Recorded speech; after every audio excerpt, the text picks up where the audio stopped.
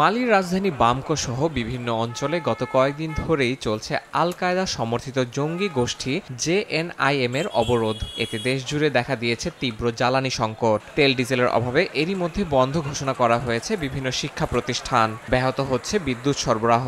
হু হু করে বাড়ছে খাদ্যদ্রব্যের দাম। এই অবরোধ সামরিক জান্তার ওপর চাপ সৃষ্টি করার পাশাপাশি দুর্বিষহ করে তুলেছে সাধারণ মানুষের জীবন।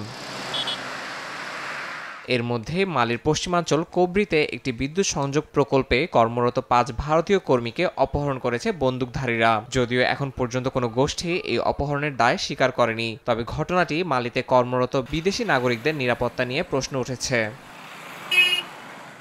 ২০২০ ও ২১ সালের সামরিক অভ্যুত্থানের পর থেকে কর্নেল আশিমি গেইতার নেতৃত্বাধীন সামরিক জান্তা সরকার দেশ থেকে সন্ত্রাস নির্মূলের প্রতিশ্রুতি দিলেও বাস্তবে উল্টো চিত্র দেখা যাচ্ছে। আল কায়দা ও আইএসের মতো বিভিন্ন জঙ্গি গোষ্ঠী মাথাচাড়া দিয়ে উঠেছে। দেশটির পশ্চিম ও দক্ষিণাঞ্চলে বাড়ছে সহিংসতা। দেশটির বিভিন্ন অঞ্চল থেকে কার্যত বিচ্ছিন্ন হয়ে পড়েছে রাজধানী বামকো। এরই মধ্যে নিরাপত্তার শঙ্কায় ফ্রান্স, যুক্তরাষ্ট্র এবং ব্রিটেন সহ বিভিন্ন দেশ তাদের নাগরিকদের দ্রুত মালি ত্যাগ করার নির্দেশ দিয়েছে। ইয়াসিন মোহাম্মদ জিসান, সময় সংবাদ।